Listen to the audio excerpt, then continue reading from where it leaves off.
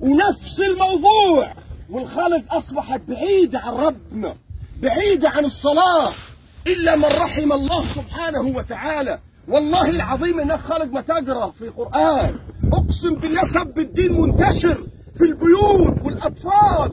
سب الدين ده أنت تنتظر واحد يقول المطر ما نزلتش، واحد في السلف يقول إن الخالق يقولوا إن المطر لم ينزل ونحن نحتاج رحمة الله.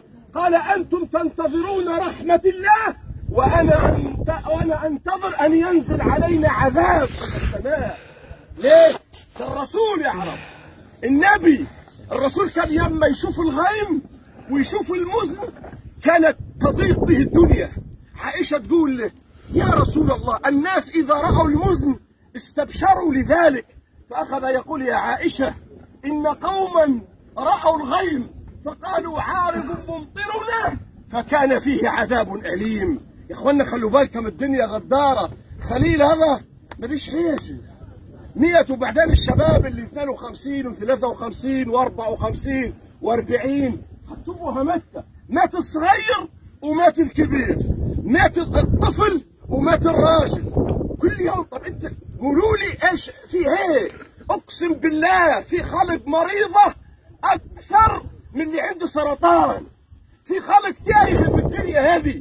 تايه عن ايش؟ مش تايه على البيت ولا تايه عن النقب ولا تايه على المصلحه والبزنس والفلوس، لا لا، تايه عن ربنا. سؤال يا اخي، اسال نفسك ايش اخبار صلاه الفجر؟ ما تسال نفسك، اسال نفسك ايه اخبار صلاه الجمعه؟ اسال نفسك ايه اخبار الحلال والحرام؟ انت هتضحك على من؟ قول لي كده هتضحك على من؟ يعني انت متكل عليه هتضحك على من؟ لذلك انت احسبها صح، حاسبوا انفسكم قبل ان تحاسبوا وزنوا اعمالكم قبل ان توزن عليكم وتهيئوا للعرض الاكبر على الله. اقسم بالله العلي العظيم الفيس ما هينفعك، والتصوير ما هينفعك، والوجاهه وانك انت كل يوم منزل صوره ما هينفعك، والواتس ما هينفعك، ما هينفعكش. الله عملك وعلى فكره جو القبر هذا مش هينجيك الا العمل اللي خالص لله. الرياء مش هينفع، السمعه مش هتنفع، كثره الولد والمال مش هينفع، مش هينفع الجو هنا.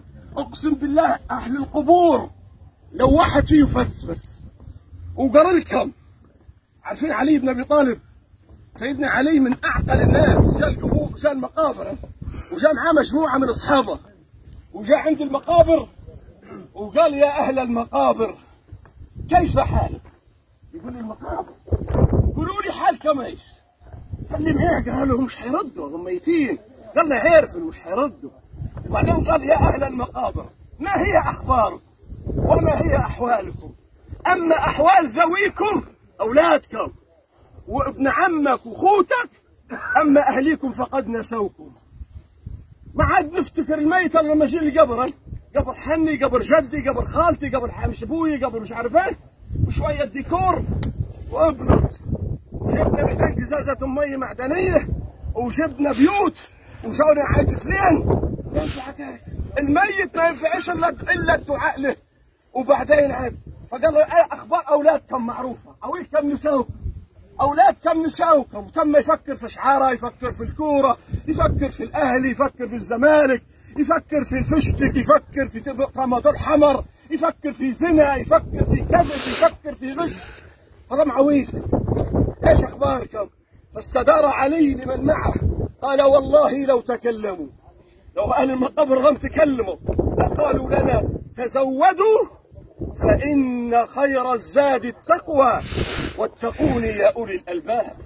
يا إخوة، يا عرب، يا شباب، يا أهلنا، يا حبيبي، يا من تحضر، أقسم بالله ربنا يقول قل هل أنبئكم بالأخسرين أعمالا الذين ضل سعيهم في الحياة الدنيا وهم يحسبون أنهم يحسنون صنعا. يا جماعة الموضوع كبير، والله العظيم الموضوع كبير، والموضوع فوق ما تتخيل وأكبر مما تتخيل. اوعى تفكر انك انت في القبر هتطلع كلمة ولا كلمتين. النقيض بصير والله عليم بذات الصدور. وأسروا قولكم أو اجهروا به إنه عليم بذات الصدور.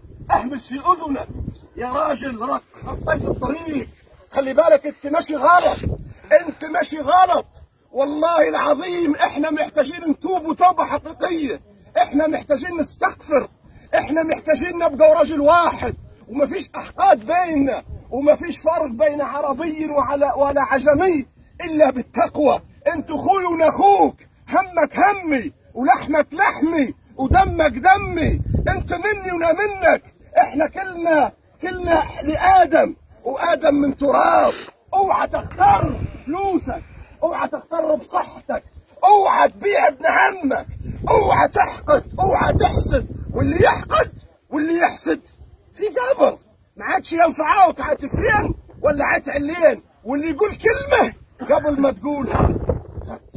قال صلى الله عليه وسلم: إن الرجل يقول الكلمة يهوي بها في النار 70 خريف. كلمة ايش؟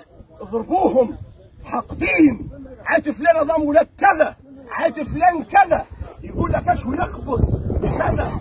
فضلا عن في حاجات بيوتنا محتاجات، البيوت مجوه يا عرب البيوت مجوه محتاجات حلوه، محتاجات تقرب من ابن عمك. ايه المشكله لما تلاقي ابن عمك شكل وحش ومفلس؟ ايه المشكله تقول لي كلمه سمحه؟